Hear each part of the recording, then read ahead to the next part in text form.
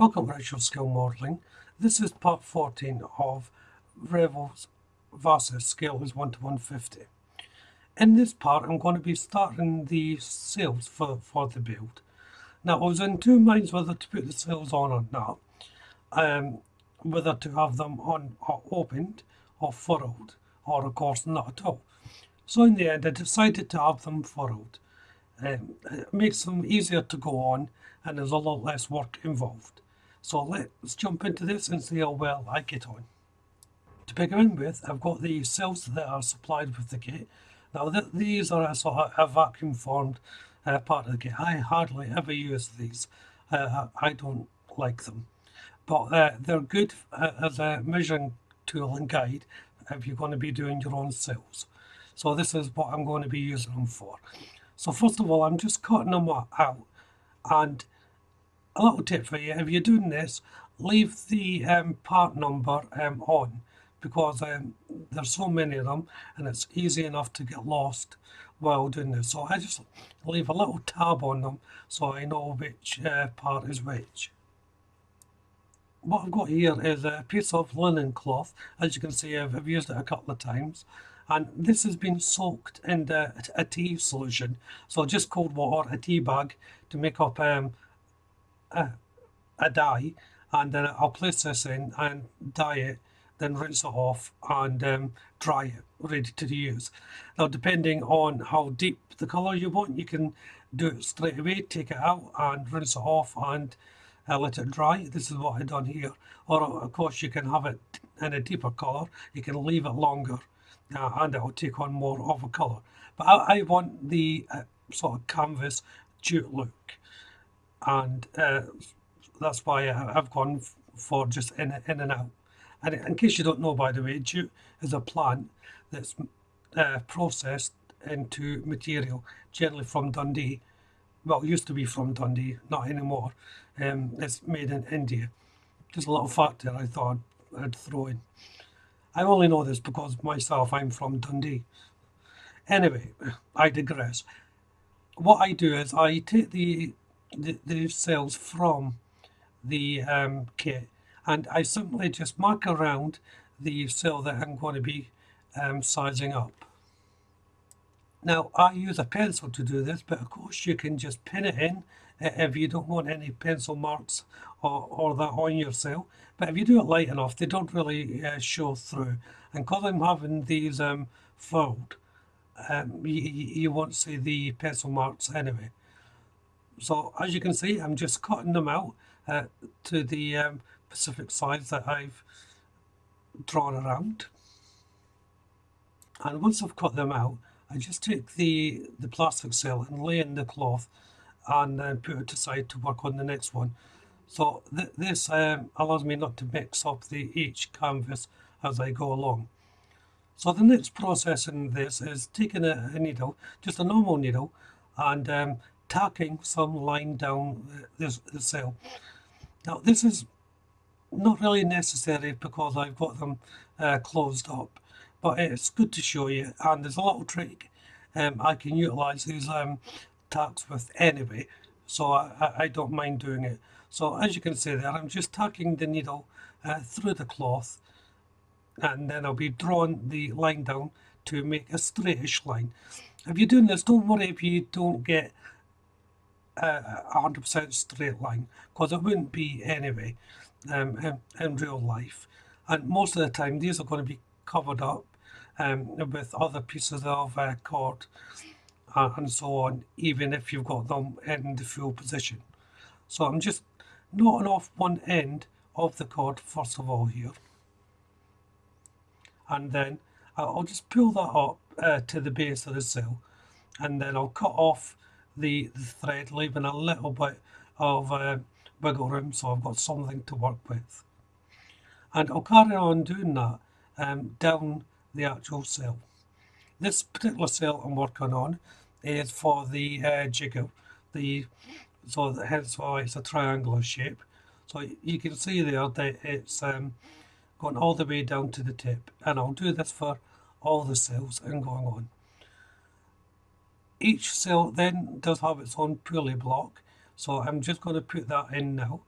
So first of all, I shall put the pulley block itself on the piece of cord. As I said in previous videos, I'm using a set of pulleys that comes from an older kit, USS Constitution from Revell that I done last year. Those were just spare, so I'm utilising them now. Not quite to scale, but near enough. So I just tie these onto the corner, leave a little bit of a loop on there. And to do this, I don't bother threading a needle to do this. I'm just going to push my threader through the cloth. Because it's a linen cloth, it's easy enough to do. And you do want a lighter cloth as possible when you're doing this, because you don't want to put too much weight on the yards when you actually place them onto the ship. So the thread is through, in goes the cord, and I just pull the whole lot through, then I'll tie off a loop. And as you can see now, once it's all tied up, you can see both blocks on there, and that's the sail prepped and ready to go. And I'll be doing that for all the sails, but there's no point in showing you everything. Now, the little trick I was on about, I'm taking this little tool here, and I'm just pulling up the first run of the cord. This little tool is specifically designed for making your rigging, and you can buy them in most model shops. They're just like long bits of metal with a hook on the end. It just makes it easier to deal with some rigging. So what I'm doing now is I'm taking the mast up to the yard, and I've taken the line of cord that I've pulled up slightly and wrapping it around the yard, and then I'm putting the tail end underneath the loop that I created using the jig tool, and I'm just going to pull that up so it meets the yard. And I'll do that with on this occasion the three tail ends. So I've done the two end ones first, and I'm just concentrating on the middle one, and again just putting the tail end through the loop so that it's secured to the mast, but not 100% yet. And the aim is, once I get this on, I will then be able to pull the cord just like this, and you can see the fabric starting to concertina it up towards the yard to give it a frilled look to it. So you can see the sail actually furrowed on and nice and even. Sometimes you don't get the desired effect. If it doesn't quite work, just unfurl it and pull it up again, and until you get the desired look. Ideally, you would leave the two ends slightly unfurled so you can see a bit of the sail, and the middle part you would have it fully furled so that it's easier to connect to the yard, and it gives you, the ends then give you something to work with when you're attaching those lines to the actual hull of the ship. And once I'm happy with the shape, I'll use a simple knot just to tie it off at the ends of the yard. Now, you don't have to go through all this process of tacking the cloth and pulling it up to concertina it up to the yard. If you don't want to go through all that, you can just simply fold up the cloth, have a bit of cord, tie it into a loose knot, bring it up to the yard, and place the knot through the yard and the sail itself, and tie a knot, and it'll stay that way.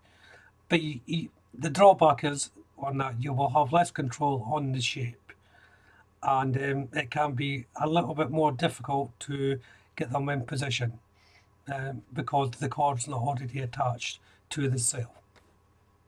Now this particular sail I'm not quite happy with. One end's dropped down a little bit further than I would have liked, but I'll sort that out as I go along.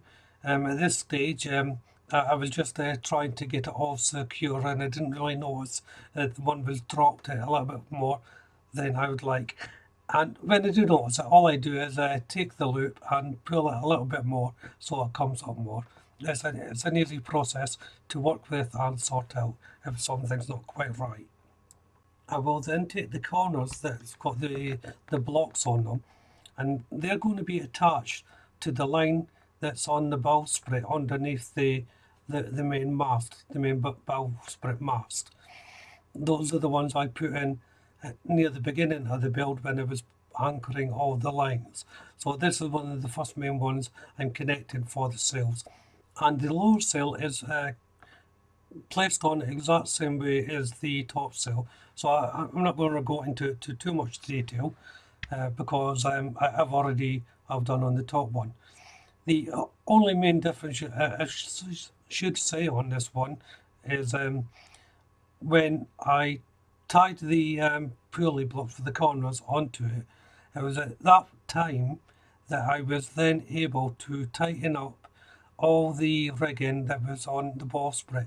So the rigging that I done on the last video on the bowsprit that I left loose, which runs just underneath the bowsprit itself, that was then all tightened up properly and tied off, and that's what I was waiting for while I put on the sail. Once I was happy with the position, then I was able to tie all that off. And as in doing this is where I'll end the video. So not a lot going on really. I've just got the two sails on, but I did prep all the sails as well. So in the next video, part 15, you'll see all the sails going on. I'll just cut out the making of the sails because you've seen it in this part of the video, of course. So if you haven't done so already, why don't you check out the channel for my other builds? If you subscribe to the channel, hit that notification bell, and that way you'll be kept up to date of not only this build, but of all my future builds as well, of course. Hit that like button, don't be afraid to leave a comment, and of course, share the video. But for now, thank you all very much for watching. Bye bye.